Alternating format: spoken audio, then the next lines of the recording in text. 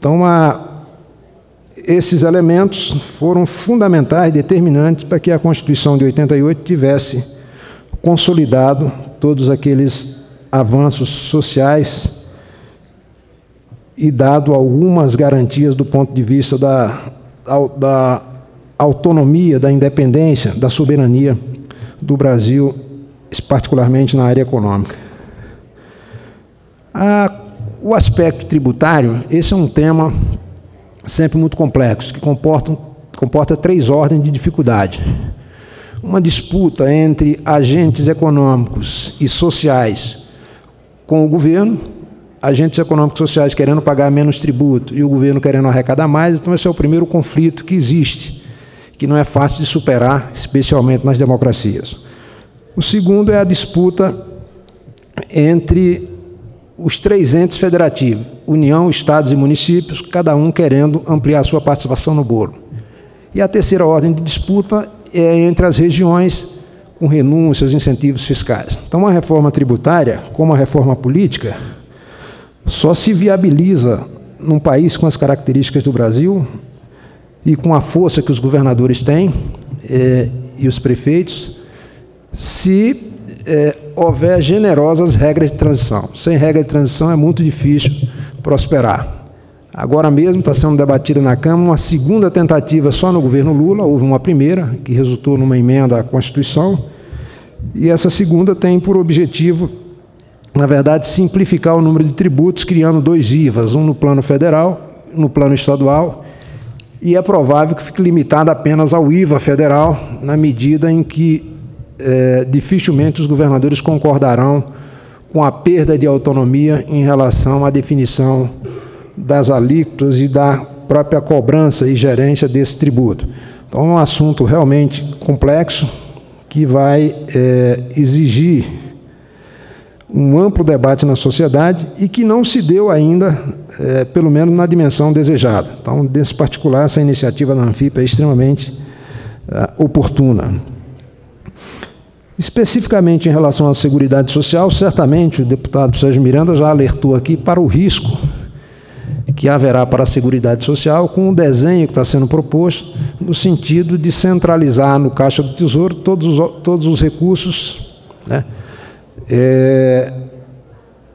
do governo federal. E, portanto, ao não deixar explícito que os recursos da Seguridade serão aplicados exclusivamente na Seguridade, serão contabilizados num caixa específico, é um risco enorme a que se utilize esse recurso para outras finalidades que não o pagamento de benefícios assistenciais, previdenciários e também assistência à saúde. Não se conhece ainda em detalhes a proposta do relator, porque não a leu ainda. De qualquer maneira, tem todos esses aspectos e dúvidas e resistências que certamente serão objeto de grande debate. Há uma preocupação em relação a esse tema, que se vive uma crise de dimensão planetária, né, nos mercados financeiros, e isto pode, eventualmente, colocar em segundo plano o debate de uma matéria dessa relevância, como a reforma tributária. E, em ocorrendo isso, como os presidentes da Câmara e do Senado precisam deixar algum legado nas suas gestões, já que toda ela foi afetada negativamente pela crise, e pela crise de identidade do próprio Congresso, pela obstrução da oposição, pelo excesso de medida provisória, enfim, por uma série de razões, não houve deliberação, e querem, então, aproveitar essa reta final, esses 2 meses que faltam para a conclusão do mandato, na prática, que são os meses de novembro e dezembro, para aprovar uma quantidade de leis e de iniciativas legislativas muito extensa, e nesse pacote pode, eventualmente, desejar incluir a reforma tributária sem o devido debate, sem a devida reflexão. Então, de fato, é uma preocupação essa pressa do governo federal e das lideranças do Congresso de apresentar algum tipo de resultado, né, nesses 2 anos de gestão dos presidentes das casas. Isso pode-se fazer uma reforma improvisada sem o devido debate. Essa iniciativa da Anfip de promover esse seminário resgatando os 20 anos da Constituição e também debatendo a questão da reforma tributária é, portanto, extremamente oportuno. Espero que sirva de alerta em relação ao que está sendo debatido no Congresso, que se chame a atenção particularmente para os riscos que existem em relação à Seguridade Social.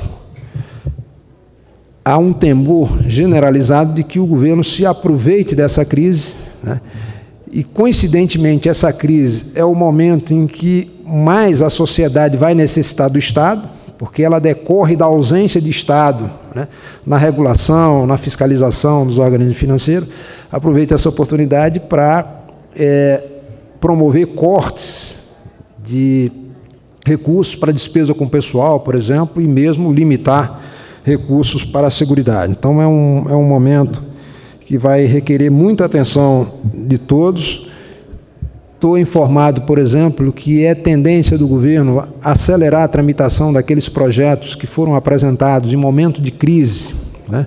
Como o projeto que trata da proibição da despedida imotivada. Pode ser retomado agora, foi apresentado na época do Fernando Henrique, em 98. Esse tempo inteiro tramitou na Câmara.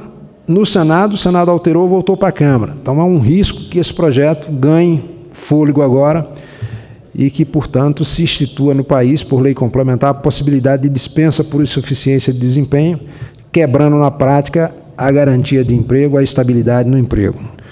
Outra preocupação, felizmente, a Anfip e outras entidades trabalharam nessa perspectiva para, pelo menos, retardar a tramitação, é uma PEC que está tramitando aqui no Senado, que trata dos precatórios, que, por ação das entidades no plano federal, já se excluiu esse tratamento especial e negativo que quer se dar aos servidores, né, em matéria de pagamento de precatório de natureza alimentar, se excluiu a União, mas estados e municípios estão nessa PEC e ela é extremamente preocupante porque ela reserva um percentual da receita dos estados e do município para pagamento de precatórios. Só para se ter uma ideia, com esse percentual, no Espírito Santo, os precatórios de natureza alimentar demorariam 120 anos para ser quitados, ou seja, nem os netos dos verdadeiros credores se beneficiariam dessa proposta. Além disso, há o projeto de congelamento da despesa com pessoal, PLP número 1, que é um outro de extremo risco. É um projeto que diz que só pode se gastar com pessoal até 1,5% acima do que a inflação prevê. Como o crescimento vegetativo da folha supera 2%, significa dizer o seguinte, que mesmo que todo o recurso fosse só para dar reajuste para os servidores, não seria reposto à inflação.